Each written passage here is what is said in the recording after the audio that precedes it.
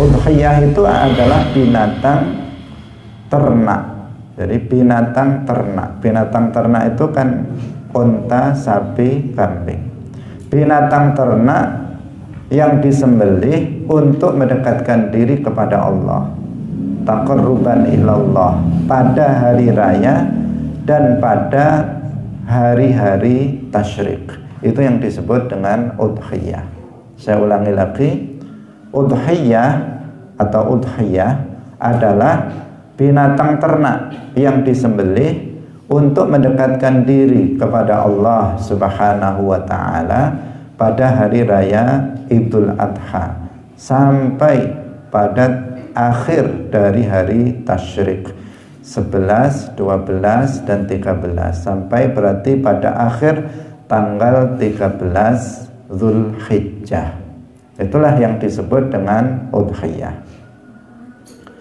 Nah, hari raya Idul Adha tanggal 10 Zulhijjah, ayyamut tasyrik, hari-hari tasyrik itu tanggal 11, 12, dan 13 Zulhijjah.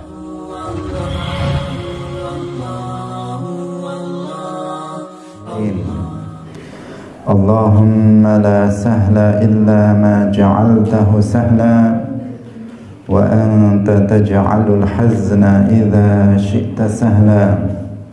Allahumma arzuqna al-ikhlasa fi niyyati wal qawli wal amal, wa ba'du. Ila nabiyil mustafa sallallahu alaihi wasallam wa ikhwanihi minal anbiya'i wal mursalin والشهداء والصالحين خصوصا إلى السلطان الأولياء الشيخ عبد القادر الجيلاني والشيخ أحمد الرفاعي والشيخ بهاء الدين النقشبندي وشيخنا عبد الله الهرري وإلى مؤلف هذا الكتاب القاضي أبي شجاع وإلى أرواح جميع مؤسسي جمعية نهضة العلماء الشيخ محمد هاشم أشعري والشيخ بسري سنسوري والشيخ عبد الوهاب حسبوة وإلى أرواح جميع أهل القبور من المسلمين والمسلمات والمؤمنين والمؤمنات من مشارق الأرض إلى مغاربها، خصوصا إلى أرواح آبائنا وأمهاتنا وأجدادنا وجداتنا ومشايخنا ومشايخ مشايخنا. الفاتحة. أعوذ بالله من الشيطان الرجيم. بسم الله الرحمن الرحيم. الحمد لله رب العالمين الرحمن الرحيم مالك يوم الدين. إياك نعبد وإياك نستعين. اهدنا الصراط المستقيم صراط الذين أنعمت عليهم غير المغضوب عليهم ولا الضالين. آمين. Hadirin hadirat kaum muslimin muslimat, pemirsa Madu TV rahimakumullah. Alhamdulillah, puji syukur marilah kita sampaikan kepada Allah Subhanahu wa ta'ala. Pagi hari ini Allah Subhanahu wa ta'ala kembali mempertemukan kita dalam majelis mulia, yaitu majelis Ilmuddin. Semoga Allah Subhanahu wa ta'ala memberikan pemahaman kepada kita terhadap ilmu-ilmu agama, sehingga kita semuanya bisa tertuntun hidupnya dan mendapatkan keselamatan fid dunia wal akhirah. Amin ya rabbal alamin. Salawat dan salam semoga tetap terlimpahkan kepada Nabi Agung, makhluk yang termulia, yaitu Nabi Muhammad sallallahu alaihi wasallam, para sahabatnya, keluarganya, serta seluruh umat Islam yang mengikuti beliau ila yaumil qiyamah.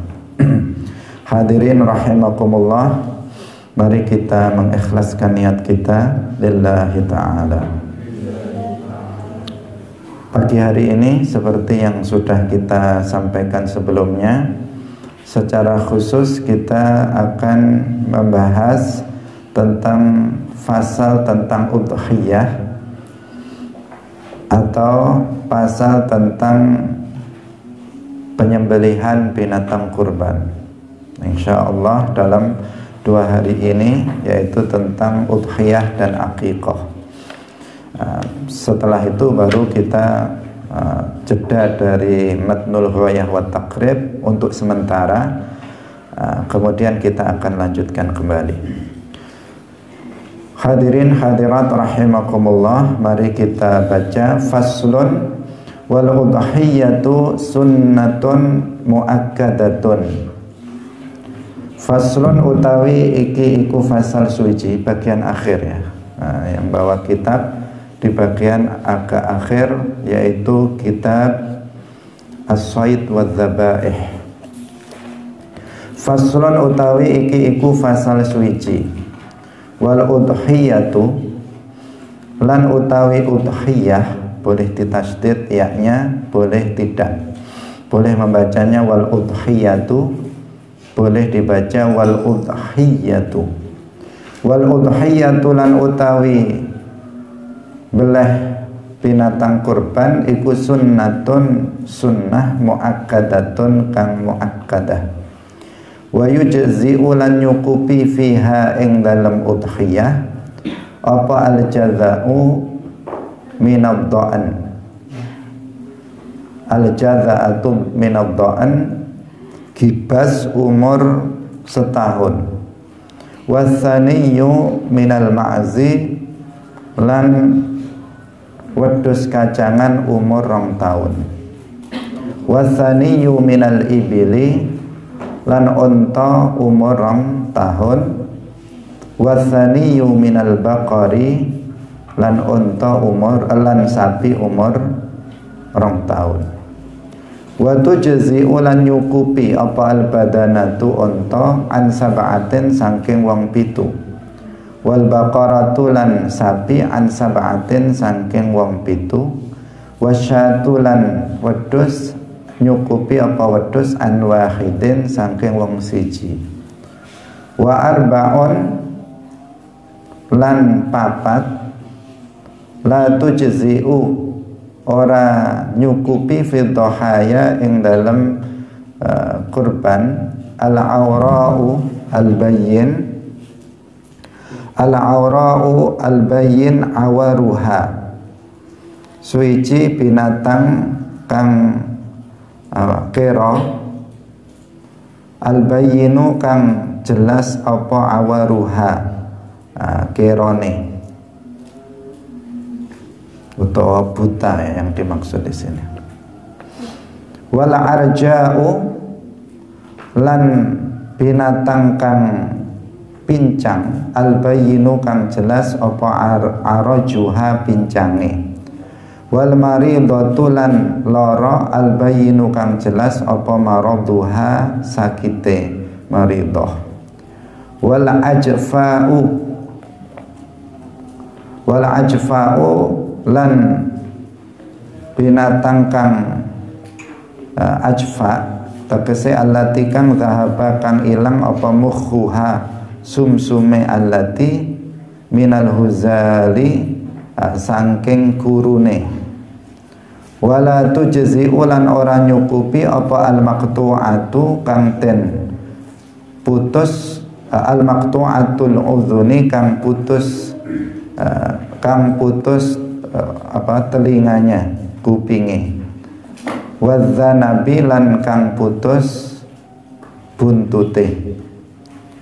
Wa waqtu dzabhi lan utawi waktune belah iku min waqti sholatil id, saking waktu sholate id ila ghurubi syamsi, tumeka maring surupe srengenge, min akhiri ayyamit tasyrik, saking akhire pira-pira dinane tasyrik. Hadirin hadirat yang dirahmati oleh Allah Subhanahu wa taala, pembahasan kita adalah tentang penyembelihan binatang kurban, karena kita Insya Allah dalam beberapa waktu ke depan kita akan memasuki bulan Dzulhijjah dan akan memasuki Idul Adha, yang mana pada hari itu disunnahkan untuk menyembelih binatang kurban. Al-Qadhi Abu Syuja mengatakan wal udhiyatu sunnatun muakkadatun, bahwa udhiyah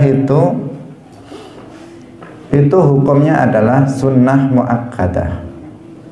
Sebelum itu perlu kita sampaikan apa itu udhiyah. Yang tadi kita sebut boleh ditasdid ya-nya, boleh tidak ditasdid, boleh dibaca udhiyah, boleh dibaca udhiyah.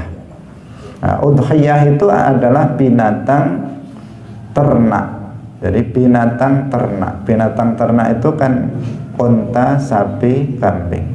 Binatang ternak yang disembelih untuk mendekatkan diri kepada Allah, taqarruban ilallah, pada hari raya dan pada hari-hari tasyrik. Itu yang disebut dengan udhiyah. Saya ulangi lagi, udhiyah atau udhiyah adalah binatang ternak yang disembelih untuk mendekatkan diri kepada Allah Subhanahu wa ta'ala pada hari raya Idul Adha sampai pada akhir dari hari tasyrik 11, 12 dan 13, sampai berarti pada akhir tanggal 13 Dzulhijjah. Itulah yang disebut dengan udhiyah. Nah, hari raya Idul Adha tanggal 10 Dzulhijjah, ayyamut tasyrik, hari-hari tasyrik itu tanggal 11, 12 dan 13 Dzulhijjah. Berkorban atau udhiyah ini disyariatkan berdasarkan Al-Quran. Allah Subhanahu wa ta'ala dalam ayat yang atau dalam surat terpendek yang ada di dalam Al-Quran, yaitu inna a'tainakal kautsar fasalli li rabbika wanhar. Fasalli li rabbika wanhar. Fasalli maka salatlah. Salat apa? Salat Idul Adha. Fasalli maka salatlah kamu salat Idul Adha li rabbika, karena Tuhanmu, wanhar, dan menyembelihlah binatang kurban. Nahar, wanhar itu artinya perintah di sini untuk menyembelih binatang kurban. Nah, ini dasar dari Al-Quran yang menunjukkan tentang dianjurkannya atau disunnahkannya umat Islam untuk menyembelih binatang kurban. Kalau dalam hadis maka banyak ditemukan nas-nas yang menunjukkan tentang tentang disyariatkannya binatang kurban. Pertama kali berkorban ini disyariatkan pada tahun kedua dari Hijriyah, dari hijrahnya Nabi. Berarti tahun 2 Hijriyah itu pertama kali disyariatkan. Meskipun menyembelih binatang kurban ini adalah juga sebagai atau untuk mengikuti apa yang dulu pernah dilakukan oleh Nabi Ibrahim alaihissalam. Ketika Nabi Ibrahim alaihissalam diperintahkan oleh Allah di dalam mimpinya untuk menyembelih putranya. Kemudian Nabi Ibrahim alaihissalam tanpa ragu untuk melaksanakan perintah Allah itu. Beliau melaksanakan perintah Allah itu tanpa ragu karena beliau lebih mencintai Allah daripada istri dan anak-anaknya. Sehingga apapun yang diperintahkan oleh Allah kepada beliau, termasuk menyembelih putra yang disayanginya, yaitu Nabi Ismail, maka beliau lakukan. Tetapi kemudian ternyata digantikan oleh Allah Subhanahu wa taala. Nabi Ismail alaihissalam meskipun sudah berusaha disembelih, tetapi tidak tersembelih karena Allah Subhanahu wa taala itu tidak menciptakan tersembelih di saat itu. Allah tidak berkehendak tersembelihnya Nabi Ismail alaihissalam meskipun Allah memerintahkannya. Sehingga kemudian malaikat Jibril alaihissalam datang dengan membawa seekor domba yang besar sebagai pengganti Nabi Ismail untuk dikurbankan. Jadi berasal dari sini. Tetapi dalam syariat Nabi Muhammad sallallahu alaihi wasallam, penyembelihan binatang kurban ini mulai disyariatkan pada tahun kedua Hijriyah. Artinya pada masa ketika di Makkah belum disyariatkan untuk berkurban ini. Demikian juga pada tahun 1 Hijriah belum, baru pada tahun 2 Hijriah ini mulai disyariatkan. Hadirin yang dirahmati oleh Allah Subhanahu wa taala. Kembali kita pada perkataan muallif yang mengatakan bahwa wal udhiyatu sunnatun muakkadatun. Menyembelih binatang kurban itu hukumnya adalah sunnah muakkadah. Ini adalah pendapat dari mayoritas umat Islam. Mayoritas ulama berpendapat seperti ini, bahwa hukumnya adalah sunnah muakkadah. Karena ada sebagian ulama dalam mazhab lain seperti Al-Imam Abu Hanifah radhiyallahu anhu yang mengatakan bahwa berkorban itu hukumnya wajib, bukan sunnah. Ini dalam mazhab atau menurut Al-Imam Abu Hanifah. Meskipun dalam mazhab Hanafi itu ada perbedaan istilah antara fardu dan wajib, tetapi dalam mazhab Hanafi itu hukumnya adalah wajib. Menurut mayoritas umat Islam, termasuk dalam mazhab Syafi'i, itu hukumnya adalah sunnah muakkadah. Ini dalam mazhab Syafi'i. Sekarang apa yang dimaksud dengan sunnah muakkadah di sini? Para ulama menjelaskan bahwa sunnah muakkadah di sini adalah sunnah muakkadah alal kifayah. Jadi sunnah muakkadah alal kifayah. Jadi sebagaimana sesuatu yang fardu atau yang wajib itu ada fardu ain dan ada fardun ainiyun atau fardu ain, ada fardun kifaiyun, fardu kifayah. Kalau fardu ain, setiap muslim mukallaf harus melaksanakannya, tidak boleh tidak melaksanakannya. Kalau fardu kifayah itu artinya jika telah dilakukan oleh sebagian umat Islam, maka sebagian yang lainnya itu tidak berdosa. Seperti tajhizul janazah, mengurus janazah. Jika sudah ada 1 atau 2 orang, ketika ada seorang muslim meninggal dunia, kemudian sudah ada 1 atau 2 orang yang merawatnya, memandikannya, mengkafaninya, mensolatinya dan menguburkannya, maka umat Islam yang lain itu tidak berdosa. Hanya saja yang mendapatkan pahala fardu kifayah adalah orang yang melaksanakannya. Dan pahala fardu itu pahalanya jauh lebih besar dibandingkan dengan pahala sunnah. Nah, sesuatu yang sunnah itu juga ada 2. Ada yang sunnah ainiyah, ada yang sunnah alal kifayah. Menyembelih binatang kurban itu adalah sunnah muakkadah alal kifayah dalam satu keluarga. Jadi saya ulangi lagi, sunnah alal kifayah dalam satu keluarga, bukan sunnah muakkadah dalam satu masyarakat.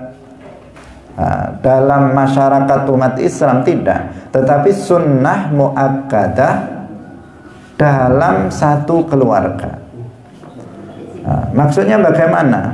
Maksudnya apabila dalam satu keluarga itu sudah ada satu orang yang menyembelih binatang kurban, maka hukum makruh dalam satu keluarga itu sudah gugur. Artinya pelaksanaan sunnah muakkadah itu sudah tercapai. Bukan berarti satu kambing boleh satu keluarga, bukan berarti seperti itu sebagaimana pemahaman sebagian orang yang salah. Jadi dalam satu keluarga, misalnya saya dalam satu keluarga ada 7 orang atau 8 orang. Jika misalnya saya itu menyembelih kambing, 1 ekor kambing tahun ini sebagai kurban, maka hukum sunnah muakkadahnya itu sudah gugur dari semua keluarga saya. Yang dapat pahala ya saya, yang lain enggak. Tetapi dalam satu keluarga itu sudah enggak ada hukum kemakruhan lagi.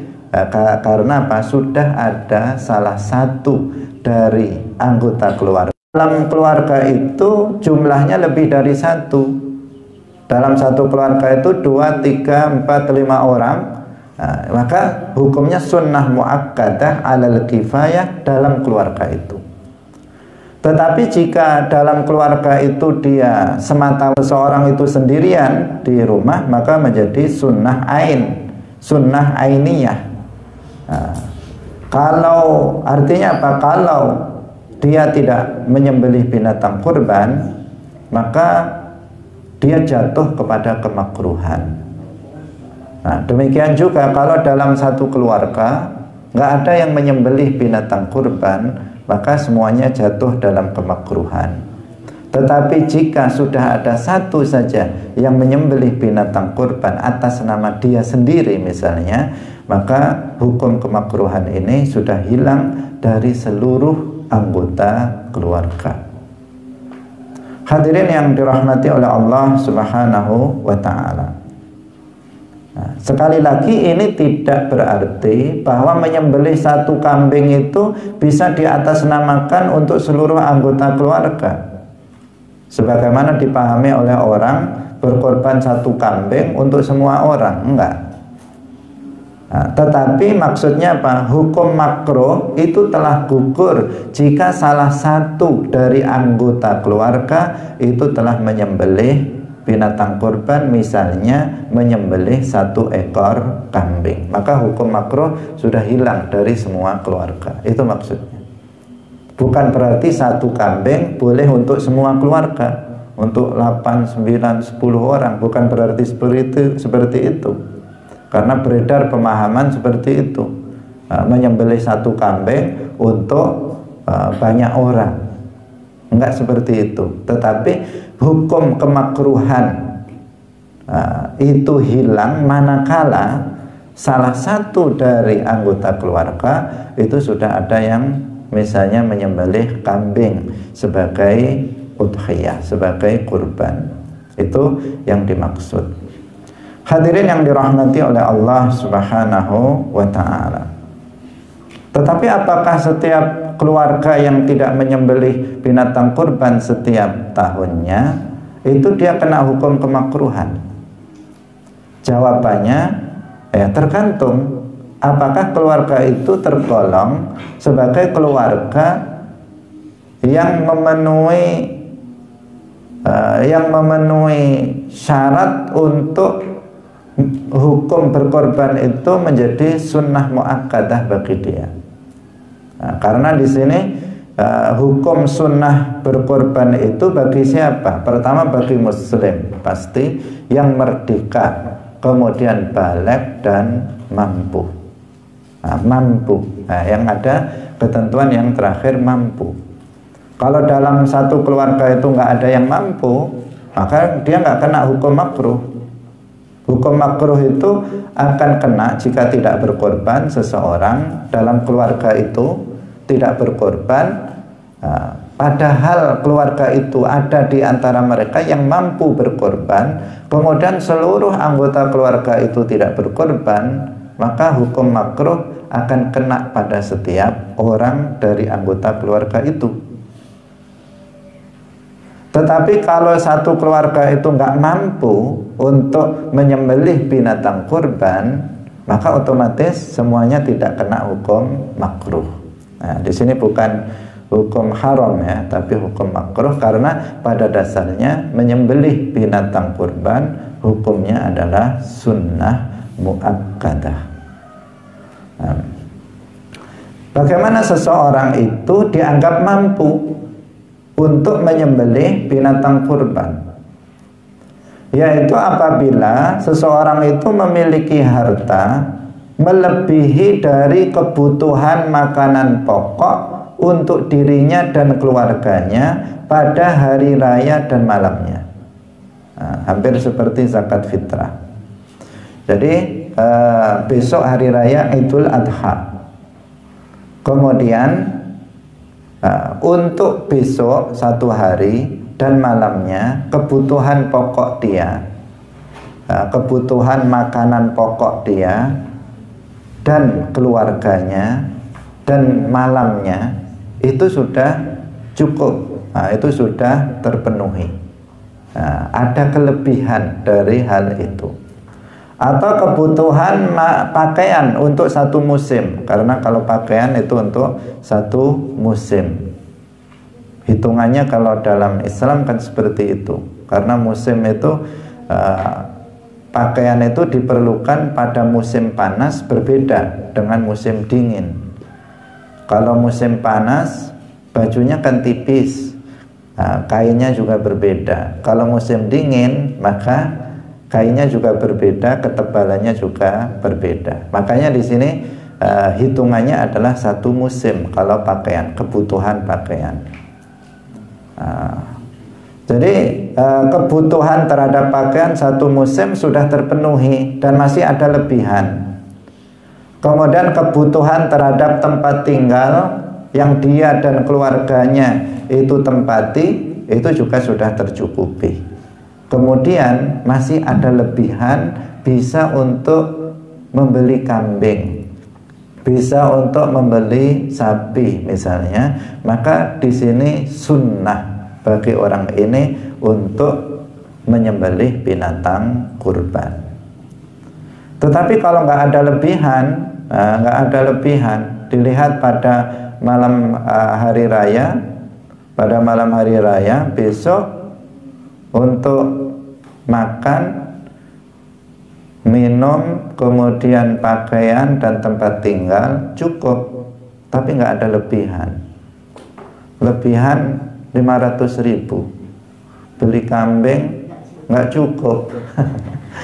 Kambing sekarang mahal-mahal, nggak cukup. Maka di sini apa? Keluarga itu ya tidak kena hukum sunnah muakkadah bagi keluarga itu, sehingga apabila keluarga itu tidak mengeluarkan atau tidak menyembelih binatang kurban, maka tidak kena hukum makruh untuk semuanya. Nah, ini penting untuk kita pahami. Hadirin yang dirahmati oleh Allah Subhanahu wa ta'ala. Kemudian kesunahan berkorban ini berlaku baik bagi orang yang sedang di rumah atau orang yang sedang dalam perjalanan. Bukan hanya khusus untuk orang yang sedang di rumah, tetapi kalau seseorang misalnya sedang berada dia sebagai seorang musafir, dia berada pada suatu daerah, dia ingin untuk menyembelih binatang kurban, maka ini juga berlaku bagi dia hukum sunnah tersebut.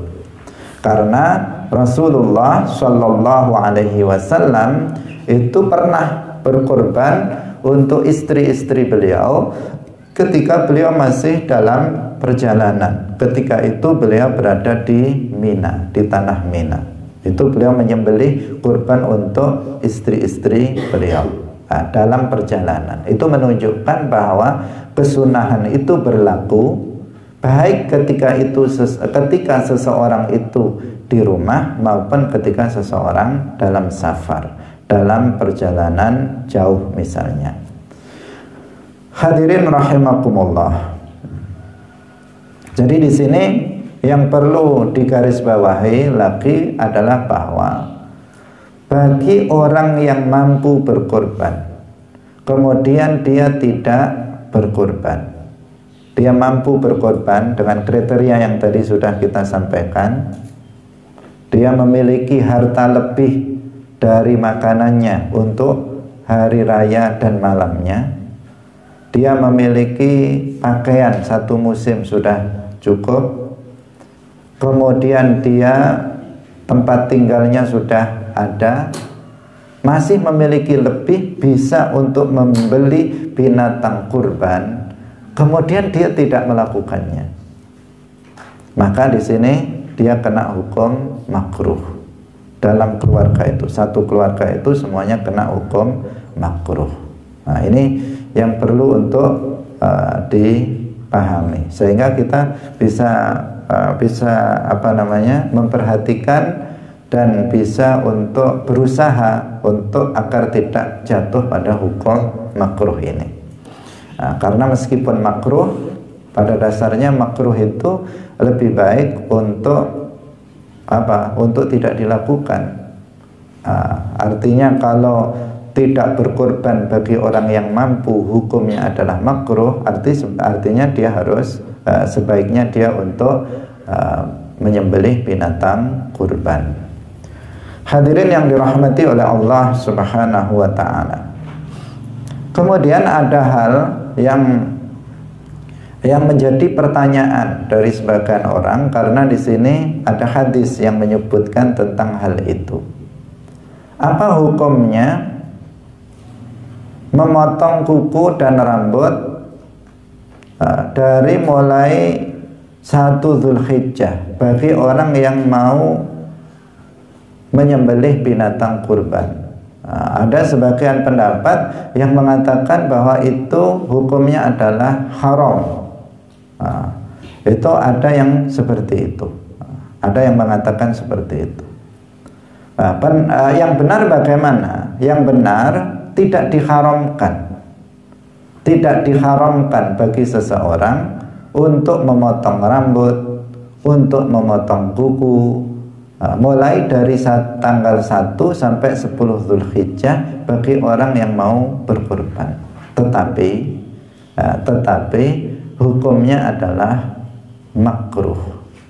Makruh artinya tidak selayaknya bagi seseorang yang sudah mau berkorban nanti tanggal 10 Dzulhijjah, tidak sebaiknya atau tidak selayaknya dia untuk memotong kuku atau rambut. Biarkan dalam masa 10 hari itu sampai dia kemudian menyembelih binatang kurbannya. Jadi yang disebutkan dalam hadis tentang larangan itu adalah larangan makruh, bukan larangan bahwa hukumnya itu haram. Ini perlu dijelaskan agar kita betul-betul tidak salah selegenje sesuatu yang tidak haram kemudian diharam-haramkan sampai kemudian disebarluaskan melalui media sosial misalnya. Hadirin yang dirahmati oleh Allah Subhanahu wa ta'ala. Dalam penyembelihan binatang kurban ini bisa dilakukan atau sebaiknya bahkan dilakukan sendiri. Misalnya saya berkurban, maka sebaiknya yang menyembelih binatang kurban itu adalah saya sendiri. Sebaiknya seperti itu. Tapi itu jika laki-laki. Jika perempuan, maka diwakilkan kepada orang lain. Kalau laki-laki pun boleh untuk diwakilkan kepada orang lain, apalagi kalau dia tidak bisa menyembelih binatang kurban secara syarak. Dia belum paham tentang tata cara menyembelih. Misalnya dia laki-laki, tapi dia nggak tahu bagaimana menyembelih yang benar berdasarkan syarak, maka dia boleh mewakilkannya kepada orang lain untuk menyembelih binatang kurban tersebut. Bagi perempuan malah yang sebaiknya itu diwakilkan kepada laki-laki. Meskipun bagi perempuan juga boleh menyembelih binatang kurban atau binatang ternak lainnya, itu boleh. Nggak ada syarat penyembelihan itu harus laki-laki. Karena pada umumnya kaum perempuan itu nggak ada yang menyembelih ayam atau menyembelih kambing, apalagi pada umumnya nggak ada. Mesti cari laki-laki, mana bapaknya ini mau disembelih ayamnya, dicari laki-laki. Tapi sebenarnya apa? Boleh bagi perempuan, misalnya mau menyembelih ayam itu boleh, mau menyembelih kambing itu boleh, kalau dia memiliki pemahaman, kemampuan tata cara penyembelihan berdasarkan aturan syarak. Tetapi dalam berkurban memang yang sebaiknya kalau perempuan itu diwakilkan kepada laki-laki untuk menyembelihnya. Bagi laki-laki sebaiknya disembelih sendiri jika dia mampu untuk menyembelihnya. Tetapi jika dia tidak mampu untuk menyembelihnya, maka boleh diwakilkan. Meskipun mampu pun boleh diwakilkan, tetapi kita bicara yang afdol, yang lebih utama. Yang lebih utama dia menyembelihnya sendiri. Kalau dia mewakilkan kepada orang juga boleh, juga boleh. Tetapi kalau dia tidak mampu menyembelihnya berdasarkan aturan syarak, ya harus diwakilkan kepada orang. Nggak boleh dia menyembelihnya sendiri sehingga nanti tidak memenuhi ketentuan dalam agama yang menjadikan binatang sembelihan itu nanti menjadi bangkai. Karena kalau nggak benar cara menyembelihnya, maka binatang ternak itu menjadi bangkai. Nah, karena itu kita bicara untuk seseorang yang sudah memiliki kemampuan ilmu dalam penyembelihan, maka kalau dia laki-laki sebaiknya disembelih sendiri binatang korbannya. Nah, jika dia tidak memiliki kemampuan, ya diwakilkan kepada orang lain. Nah, perempuan meskipun dia memiliki kemampuan dalam penyembelihan, maka lebih baik diwakilkan kepada orang lain dalam hal penyembelihan binatang kurban ini. Hadirin rahimakumullah, kalau di tempat kita biasanya sudah ada jagalnya sendiri, ada tukang sembelihnya sendiri. Karena nggak semua laki-laki juga mau untuk menyembelih, tidak semuanya juga memiliki kemampuan untuk menyembelih. Kadang nggak tega dengan yang disembelih, meskipun itu ayam atau kambing, kasihan dia, sehingga nggak, atau sebagian takut melihat darah, sehingga dia tidak berani untuk melakukan penyembelihan. Pada umumnya kalau di tempat kita kan langsung diwakilkan kepada kiai tuh yang biasa menyembelih binatang kurban.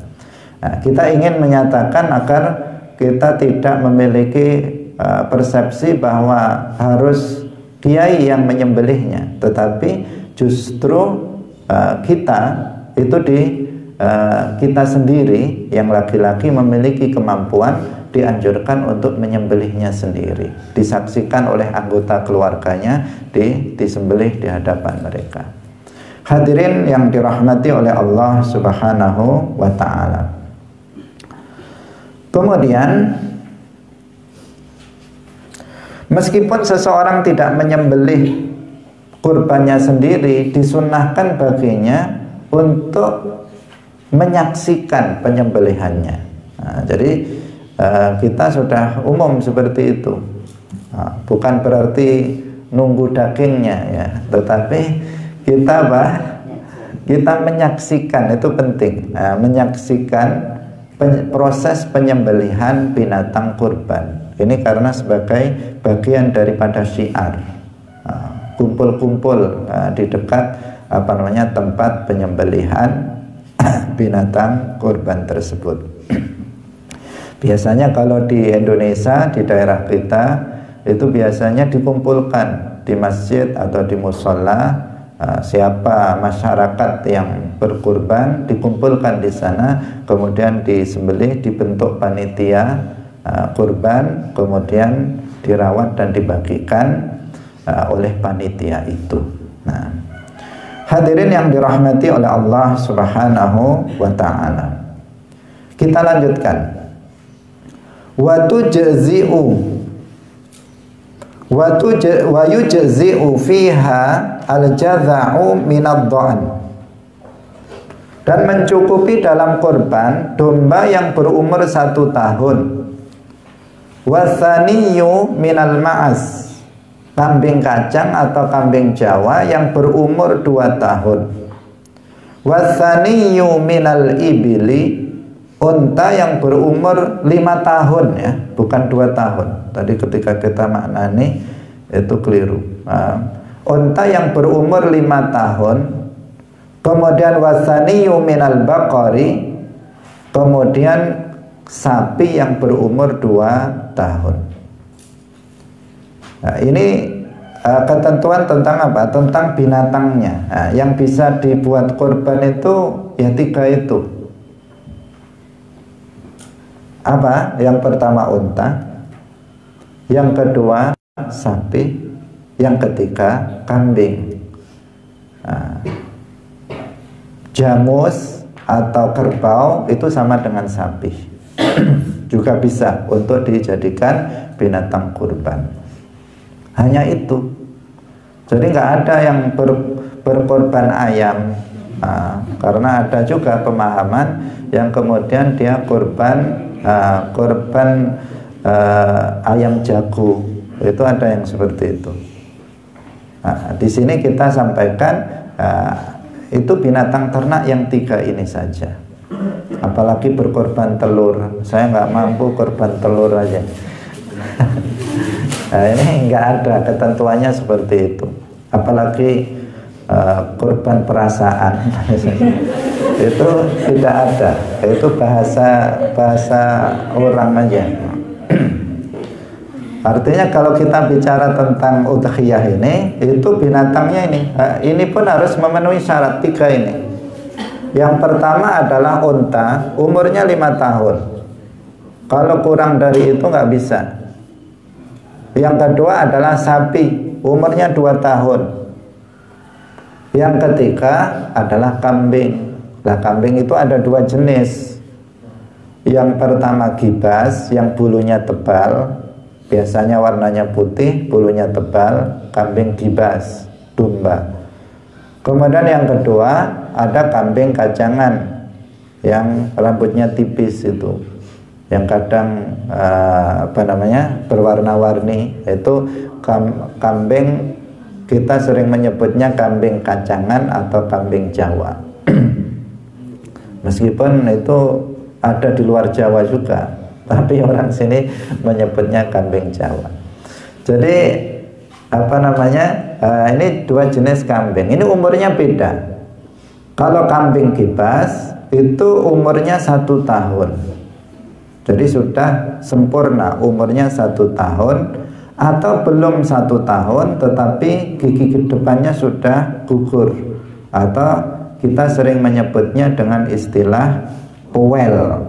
Sudah powel itu giginya sudah gugur, gigi depannya.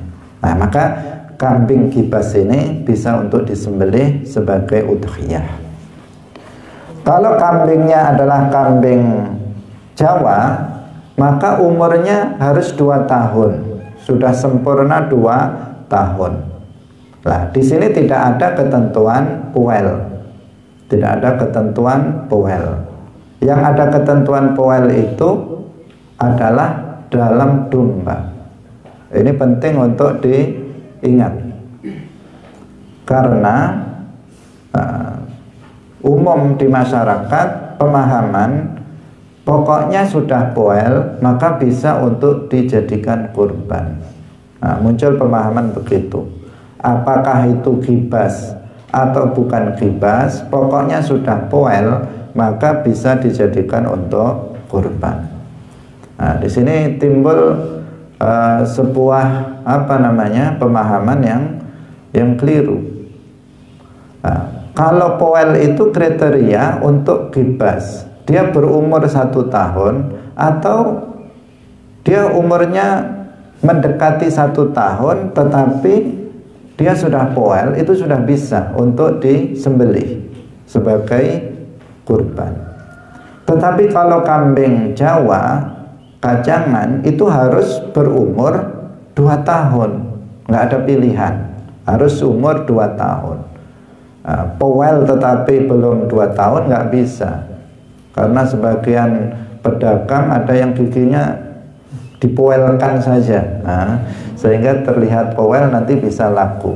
Nah, di sini kita harus hati-hati. Kalau beli kambing untuk kurban itu beda beli kambing untuk biasa, harus terpercaya. Kita harus membeli kambing kepada pedagang yang terpercaya. Karena kalau enggak, mereka kan cari duit.